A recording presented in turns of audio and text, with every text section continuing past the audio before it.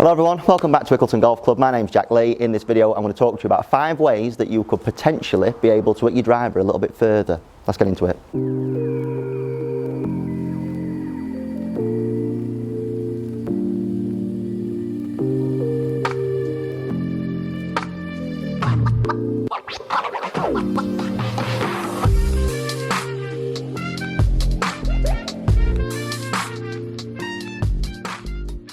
So hello everyone, welcome back, welcome to Ickleton Golf Club. My name's Jack, this is Jack Lee Golf. I am the Ed teaching professional down here at Ickleton. If this is your first time on the videos, please make sure you're liking it if you're liking what you're seeing so far. Subscribe to the channel if you want to see more, there's plenty more content coming soon. And share it around, share it to friends who you think could do with gaining a bit more distance off the tee. So 5 ways when it comes to hitting it further. We're going to go down the route of thinking about 5 impact factors, so 5 things that you could manipulate during your hitting of a golf ball that is going to result in you picking up some extra distance. First and foremost, we're going to the biggest one of the lot, strike, centeredness of strike. So what I'm going to attempt to do here is I'm going to attempt to hit one shot out the heel, one shot out the middle, keeping everything as similar as I possibly can. Let's see which one creates the most ball speed and goes the furthest distance.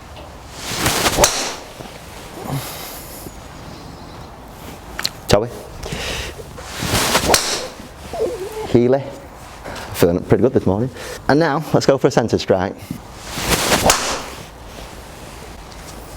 Good, cool. So let's look at those results. Let's see how centeredness of strike affects your distance. It's massive. That's what she said. Right, so we've got 3 distances here. We noticed that the middle strike went 280 yards, the heel strike went 218, and the toe strike went 230.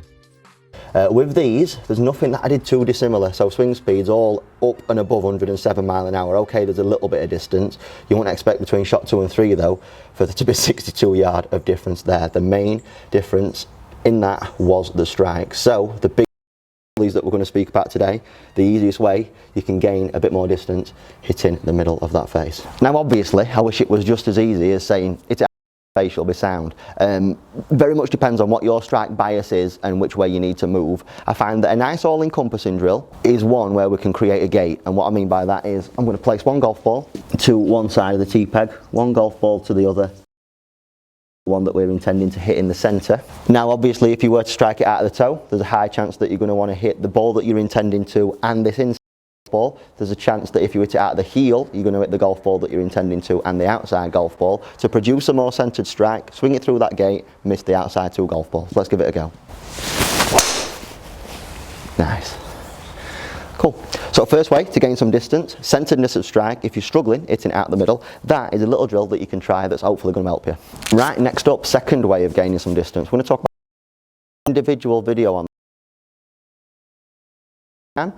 I've never really done that before, so I'll figure it out though. I'll definitely up there, click that video. That'll tell you everything that needs loft and how it can increase some distance for you. Go and watch that video. You'll get clued up on what you need to know about loft and how it can affect your distance.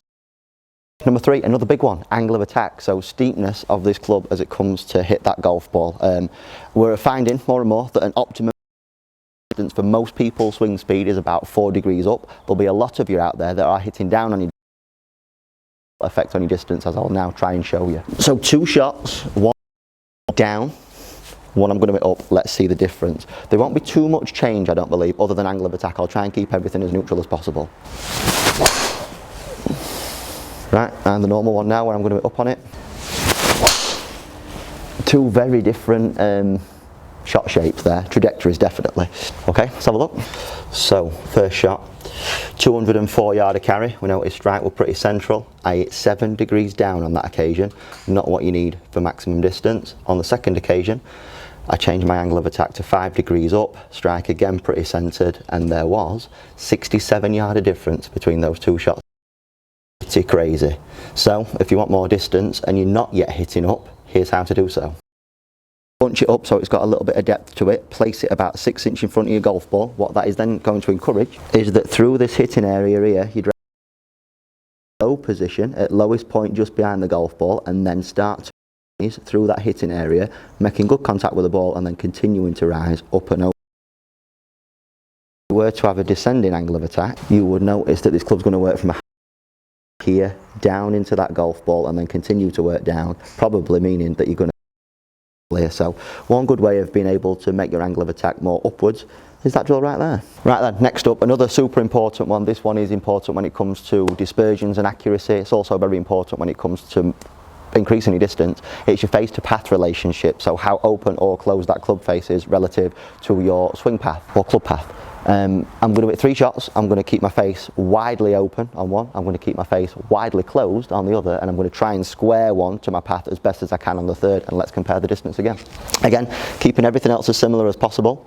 So all that kind of stuff. The main thing that I'm trying to change, the one variable, is face to path relationship on this one. So let's go open face first. Cool, right, let's close the face down now. And now let's try, operative word in that sentence, let's try and square a face. Yeah, good one. Good one. Now, 3 shots.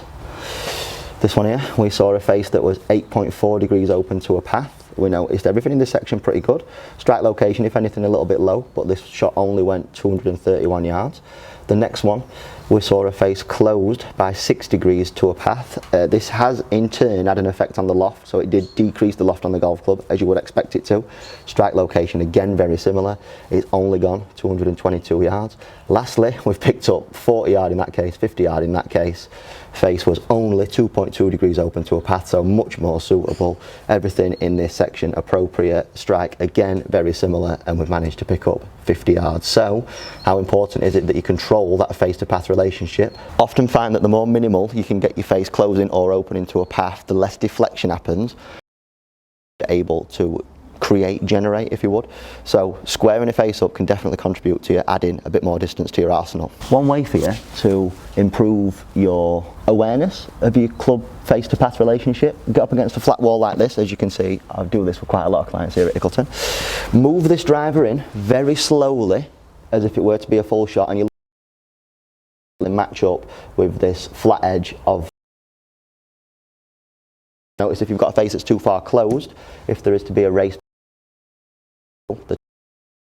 to the wall every time, and also if you're someone that's got an open face, you're going to notice that the heel beats the toe every time. So good few rehearsals, just feel as though that this face is coming in nice and square. If you're able to do that, then you've got more chance of delivering a squarer face to path and increasing that distance. And last but not least, clubhead speed.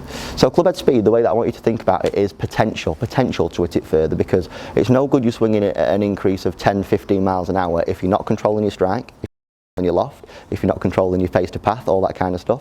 So whilst clubhead speed is probably the easiest way to create potential distance, you still got to combine those other impact factors in order to achieve your distance. So I'm going to now hopefully demonstrate a swing speed which is slower, a swing speed which is faster, and then we'll compare the distance again. Right then, slower swing speed and then a faster one. Again, trying to keep every other variable similar as possible. Oh, terrible.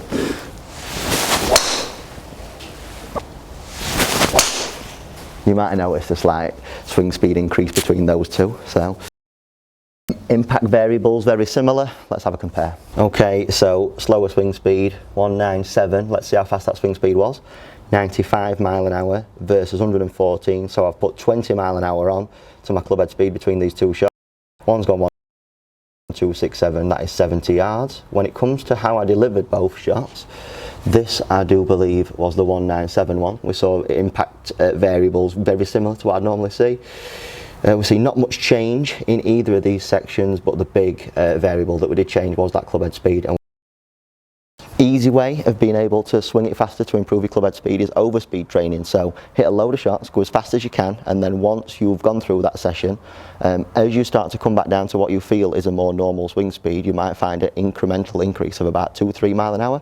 Keep doing that over a period of time, you can pick up 10 mile an hour, then you're good to go. That potential distance is massively increased from there. Right, so there you go. That was 5 ways on how to increase your distance, more so with the driver, but you apply these concepts to every club and I think you'll also see some distance benefits there. If you've enjoyed this video, please make sure you're leaving it a like. Share it like I said at the start of the video. Share it to someone that you think needs to improve their driver distance, and hopefully they'll take something from that and get a bit closer to you, in which sense you won't want to share it to them. Do it anyway, that'd be muchly appreciated. Subscribe if you've not done so already. I will see you in the next video coming very, very soon. Thanks for watching again. Goodbye. Laters. Au revoir. City.